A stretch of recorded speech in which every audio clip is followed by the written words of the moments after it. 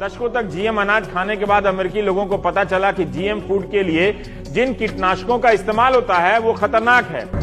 यानी GM food के नाम पर कुछ मल्टीनेशनल कंपनियां हमारी थाली में जहर परोसने का एक गहरा षड्यंत्र रच रही है। समय रहते अगर हमने कुछ ठोस कदम नहीं उठाए तो उनकी ये चाल हमारे खाने को हमारी जान का सबसे बड़ा दुश्मन बना सकती है।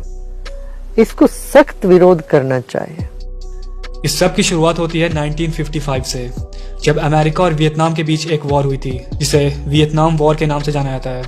इस वॉर में अमेरिका ने अपने दुश्मनों के ऊपर एक बहुत ही डेडली केमिकल यूज किया था जिसका नाम है केमिकल एजेंट ऑरेंज, और जिस कंपनी ने उस वक्त इस केमिकल को मैन्युफैक्चर किया था उस कंपनी का नाम है मॉन्सेंटो। खैर, अब ऐसी ही एक दूसरी कंपनी है जिसने 1941 में एक बहुत ही पॉइजनस गैस मैन्युफैक्चर की थी जिसे हिटलर अपने गैस चेंबर में इस्तेमाल किया करता था लोगों को मारने के लिए, और इस कंपनी का नाम है बेयर। शायद आप सोच रहे हो कि मैं आपको इन सब के बारे में क्यों बता रहा हूँ। उसकी वजह यह है कि आज की तारीख में मॉन्सेंटो और बेयर, यही दो कंपनीज इंडिया के साथ साथ दुनिया भर में सबसे ज्यादा जेनेटिकली मॉडिफाइड फूड प्रोड्यूस करके सप्लाई करती हैं, और आज यही दो कंपनीज पूरे दुनिया के फूड सप्लाई यानी खाने के सप्लाई को कंट्रोल करती हैं। How ironic is that. अब आप खुद से ये जरा अंदाजा लगाइए कि ये जहर बनाने वाली कंपनीज जो आज फूड सप्लाई प्रोड्यूस कर रही हैं, इनका सप्लाई किया हुआ फूड हमारे लिए कितना खतरनाक होगा। और मैं ये बात सिर्फ कहने के लिए नहीं कह रहा हूं, मैं आपको मल्टीपल सोर्सेज से इसका सबूत देने वाला हूं। लेकिन अब सवाल आता है कि आखिर कैसे ये कंपनीज हमारे फूड सप्लाई को कंट्रोल करती हैं। तो उसके लिए पहले आपको ये जानना होगा कि ये जेनेटिकली मॉडिफाइड फूड जिसे हम जीएमओ भी कहते हैं, ये आखिर है क्या। तो देखिए, दुनिया के हर एक ऑर्गेनिज्म की बॉडी सेल्स से बनी है और इन्हीं सेल्स के अंदर जीन्स मौजूद होते हैं। ये जीन्स डीएनए के एक सीक्वेंस से बने होते हैं जिसके अंदर उस ऑर्गेनिज्म के कैरेक्टरिस्टिक्स मौजूद होते हैं कि उस ऑर्गेनिज्म का फिजिकल स्ट्रक्चर कैसा होगा, उसका बिहेवियर कैसा होगा, और भी कई सारी चीजें। अब इसी तरीके से जो पेड़ पौधे होते हैं उनके अंदर भी जीन्स मौजूद होते हैं जो उस पौधे के ग्रोथ और डेवलपमेंट को डिसाइड करते हैं। अब हुआ यह है कि कुछ साइंटिस्ट ने इन पेड़ पौधों के जीन्स को मॉडिफाई करना शुरू कर दिया है, यानी आर्टिफिशियल तरीके से उनके जीन्स के साथ छेड़छाड़ करना शुरू कर दिया है। बेसिकली ये लोग करते यह है कि ये लोग किसी एक दूसरे प्लांट के अंदर किसी दूसरे जानवर या कीड़े या प्लांट का जीन इम्प्लांट कर दिया करते हैं, और इसी प्रोसेस को जेनेटिक मॉडिफिकेशन कहते हैं। और इस प्रोसेस के थ्रू बनाए गए फूड को जेनेटिकली मॉडिफाइड फूड, जिसे शॉर्ट फॉर्म में जीएम फूड भी कहते हैं। लोग समझते हैं हम शाकाहारी, जाके सब्जी खरीदते हैं, टोमेटो खरीदते हैं और टोमेटो में मच्छी का जीन्स उसमें चला गया या बैंगन में बिच्छू का जीन्स उसमें लगा देते हैं। तो ये आदमी के साथ एक तरह का धोखाधड़ी हो गया। इसको सख्त विरोध करना चाहिए। जीएम फूड हमारी सेहत के लिए कितना घातक हो सकता है, इसका सबसे पहली बार पता 1989 में चला, जब अमेरिका में एल ट्रिप्टोफैन नाम के हेल्थ टॉनिक ने कोई 100 लोगों की जानें ले ली और कोई 5 से 10 हजार लोगों को जिंदगी भर के लिए अपाहिज बना दिया। जीएम टेक्नोलॉजी से बने इस टॉनिक को बनाने वाली जापानी कंपनी शोवा डेंको पर अमेरिका के एक अदालत ने $2 बिलियन यानी 10,000 करोड़ रुपए का जुर्माना तक ठोक डाला। जीएम फूड को बनाने के पीछे ये लोग वजह ये देते हैं कि इससे क्रॉप्स यानी फसल की प्रोडक्शन को बढ़ाया जा सकता है, और इनका यह भी दावा है कि ये जीएम फूड हम इंसानों के लिए बिल्कुल सेफ है और इनसे हमारी डाइट को इम्प्रूव किया जा सकता है, जो कि एक साफ झूठ है। जीएम फूड हम इंसानों के लिए तो क्या, जानवरों के लिए भी सेफ नहीं है, और इस बात को साबित करना बिल्कुल भी मुश्किल का काम नहीं है, क्योंकि साल 2010 में इन जीएम फूड के ऊपर एक साइंटिफिक स्टडी कंडक्ट की गई थी। इस स्टडी को 3 इंस्टीट्यूट्स ने मिलकर कंडक्ट किया था। एक का नाम सुरोव इंस्टीट्यूट ऑफ इकोलॉजी, दूसरे का नाम evolution of the Russian academy of sciences, और तीसरी का नाम national association for gene security. और इन केस अगर आप इस रिपोर्ट को खुद पढ़ना चाह रहे हो तो लिंक मैंने डिस्क्रिप्शन में दे दिया है। इस स्टडी को कंडक्ट करने के लिए चूहों के 4 ग्रुप्स बनाए गए थे, जिनमें से 2 ग्रुप्स को नॉर्मल फूड खिलाया गया और बाकी के 2 ग्रुप्स को जीएम फूड यानी जेनेटिकली मॉडिफाइड फूड खिलाया गया। अब हुआ यह कि कुछ टाइम बाद जीएम फूड खिलाए जा रहे ग्रुप्स के चूहे बच्चे पैदा नहीं कर पा रहे थे।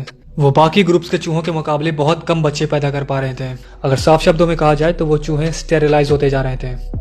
ये बात आप ध्यान में रखें कि जब इन जीएम फूड्स का चूहों पर इतना खतरनाक असर रहा था तो हम इंसानों के ऊपर भी इसका बिल्कुल ऐसा ही असर होगा, क्योंकि हम इंसानों और चूहों के जीन्स 90% एक जैसे ही होते हैं। और सिर्फ यही नहीं बल्कि इन चूहों का बॉडीली सिस्टम भी हम इंसानों की तरह ही परफॉर्म करता है। ब्रिटेन में जीएम सोए के बाजार में आते ही लोगों के बीच सोए एलर्जी में बेतहाशा बढ़ोतरी देखी गई और देश में जीएम फूड पर पाबंदी लगा दी गई। जर्मनी में जीएम कॉर्न के गायों पर परीक्षण के दौरान 12 गायों की मौत हो गई। बीटी कॉर्न से निकले पॉलन के हवा में घुलने से फिलीपींस के एक गांव में सभी लोग खुजली से परेशान हो उठे और उनका सांस लेना भी मुश्किल हो गया। जेनेटिक इंजीनियरिंग धरती पर अब तक की सबसे खतरनाक टेक्नोलॉजी है और इसका हमारे खाने में इस्तेमाल करना सिवाय पागलपन के और कुछ नहीं है। जब तक पूरा experiment for long sustained period of time, एक दीर्घ काल तक, लंबे समय तक प्रूव नहीं होता कि इससे कोई नुकसान नहीं होगा, इससे कोई किसी तरह का हार्म नहीं होगा, तब तक ऐसे वेंचर नहीं करना चाहिए। ऐसा कदम नहीं उठाना चाहिए जिससे एक तरह का परमानेंट शाश्वत डैमेज ना हो जाए। अब अगर हम रियलिटी की बात करें कि क्या वाकई में जीएमओ की वजह से बर्थ रेट कम होता जा रहा है, तो आप जान लें कि कई सारे रिसर्चर्स ने यह बात कही है कि जब से अमेरिका ने जेनेटिकली मॉडिफाइड फूड को अपने मार्केट में अप्रूव किया है, तब से अमेरिका में चाइल्ड बर्थ रेट लगातार गिरता जा रहा है, लगातार डिक्रीज होता जा रहा है। अमेरिका के FDA यानी फूड एंड ड्रग एडमिनिस्ट्रेशन ने करीब 15 साल से जीएमओ को अप्रूव किया हुआ है, यानी 15 साल से वहां के लोग जीएमओ को कंज्यूम कर रहे हैं। अब अगर आप वहां के पिछले 10 साल के बर्थ रेट चार्ट को देखेंगे तो आपको पता चलेगा कि वाकई में 2010 के बाद से कंटिन्यूसली वहां की बर्थ रेट डिक्लाइन होती जा रही है और साल 2017 में तो ये हाल था कि उनका बर्थ रेट इतना लो हो गया था जितना पिछले 30 साल में कभी नहीं हुआ था। एक सज्जन ने अमेरिकन FDA के खिलाफ केस किया और उसमें जब ये केस के सामने कोर्ट में FDA को 44,000 पेजेस को लाना पड़ा। उस पेजेस में ये बड़ा स्पष्ट था उन डॉक्यूमेंट्स में कि अमेरिकन साइंटिस्ट ने वार्न किया था कि इस जेनेटिकली मॉडिफाइड फूड से बहुत सारे प्रॉब्लम हो सकते हैं, लेकिन उसको पॉलिटिक्स ने दबाया गया। और इसका मतलब साफ है कि FDA जो अमेरिका का है वो दूध का धुला नहीं। अब जरा आप आइए इन जीएमओ को बनाने वाली कंपनी मॉन्सेंटो के ऊपर। मॉन्सेंटो ही वो कंपनी है जिसने सैचरीन नाम के एक आर्टिफिशियल स्वीटनर को बनाया जिसे आज कैंडीज और कुकीज बनाने में इस्तेमाल किया जाता है। मॉन्सेंटो ही वो कंपनी है जिसने एस्पर्टामा को बनाया जिसे आज कोल्ड ड्रिंक बनाने में इस्तेमाल किया जाता है। मॉन्सेंटो ही वो कंपनी है जिसने ग्लाइफोसल्फेट नाम के केमिकल को बनाया जिसे आज हमारे क्रॉप्स पर इस्तेमाल किया जाता है। और मॉन्सेंटो की बनाई इन सभी चीजों को कैंसर कॉजिंग एलिमेंट पाया गया है, यानी ये चीजें इंसानों में कैंसर जैसी बीमारियां फैला सकती हैं। दशकों तक जीएम अनाज खाने के बाद अमेरिकी लोगों को पता चला कि जीएम फूड के लिए जिन कीटनाशकों का इस्तेमाल होता है वो खतरनाक है। इसे हर्बिसाइड कहते हैं। जैसे खरपतवार उग जाए तो उसको साफ कर देते हैं। विश्व स्वास्थ्य संगठन की कैंसर रिसर्च शाखा ने अपनी रिपोर्ट में कहा है कि जीएम फसलों के नीचे उगने वाले खरपतवार को खत्म करने वाले हर्बिसाइड में ग्लाइफोसेट होता है, जो एक तरह से कैंसर पैदा करने वाला कार्सिनोजेन है। मॉन्सेंटो ने जब अपने जेनेटिकली मॉडिफाइड फूड को प्रोड्यूस करना शुरू किया था तब दुनिया भर के साइंटिस्ट ने इनके जीएमओ पर स्टडी की थी और सब ने यह पाया कि ये जीएमओ इंसानों के लिए खतरनाक है। इसी वजह से अब मॉन्सेंटो ने दूसरे साइंटिस्ट को अपने जीएम फूड पर स्टडी करने से रोक लगा दिया है। अंधाधुंध मुनाफा कमाने की होड़ में मॉन्सेंटो, सिंजेंटा, बायर, ड्यूपॉन्ट जैसी बायोटेक कंपनियों ने जीएम फसलों के जरिए न सिर्फ लोगों की सेहत के साथ खिलवाड़ करना शुरू कर दिया है बल्कि हमारे वातावरण में जहर भी घोलना शुरू कर दिया। अमेरिका में जीएम कॉर्न के स्टार्लिंग ब्रांड के बाजार में आते ही लोगों में एलर्जी की शिकायतों में बेतहाशा बढ़ोतरी हुई और एक बार फिर यह बात साबित हो गई कि जीएम फूड्स हमारी सेहत के लिए ठीक नहीं है। अब कमाल की बात यह है कि अब यही मॉन्सेंटो अपने जेनेटिकली मॉडिफाइड फूड को भारी मात्रा में इंडिया में सप्लाई कर रहा है और कोई इसको रोकने वाला नहीं है। 2018 की एक रिपोर्ट के मुताबिक इंडिया के food safety and standards authority of India यानी FSSAI ने सुप्रीम कोर्ट को यह कह दिया था कि जेनेटिकली मॉडिफाइड फूड इस देश में अलाउड नहीं है, लेकिन तब भी गवर्नमेंट ने जीएमओ को इंडियन मार्केट में आने से रोकने के लिए कोई भी एक्शन नहीं लिया है। 29 दिसंबर 2017 को union health minister JP Nadda ने पार्लियामेंट में एडमिट किया कि साल 2007 से लेकर आज भी इंडिया में जेनेटिकली मॉडिफाइड सोयाबीन ऑयल और कनोला ऑयल को इंपोर्ट किया जा रहा है, वो भी FSSAI के अप्रूवल के बिना। अब एक और चौंकाने वाली बात यह है कि साल 2018 में इंडिया के centre for science and environment यानी CSE ने एक रिसर्च में यह पाया कि इंडिया में नवजात बच्चों के खाने में यानी इन्फेंट बेबीज के फूड प्रोडक्ट्स में सबसे ज्यादा GMO मौजूद है और इन प्रोडक्ट्स को खुलेआम इंडियन मार्केट में बेचा जा रहा है। CSE ने इस रिसर्च में इंडियन मार्केट में बिकने वाले 65 फूड प्रोडक्ट्स के सैंपल लिए, जिनमें से 21 फूड प्रोडक्ट्स जेनेटिकली मॉडिफाइड निकले और ये वो 21 फूड प्रोडक्ट्स हैं जिन्हें हम डेली इस्तेमाल किया करते हैं। इन सभी 21 प्रोडक्ट्स के नाम मैं डिस्क्रिप्शन में दे दूंगा, लेकिन सबसे खतरनाक बात तो ये है कि इनमें से कई सारे प्रोडक्ट्स GMO फ्री होने का झूठा दावा करते हैं। इसीलिए एक आम इंसान के लिए इन्हें पहचान पाना बिल्कुल नामुमकिन है। खैर, अब जरा हम लोग आते हैं फार्मर्स यानी किसानों के ऊपर। देखिए, हमारे देश में 2 टाइप के किसान मौजूद हैं। एक वो जो नेचुरल ऑर्गेनिक तरीके से खेती कर रहे हैं और एक वो जो जेनेटिकली मॉडिफाइड सीड्स का इस्तेमाल करके GM खेती कर रहे हैं।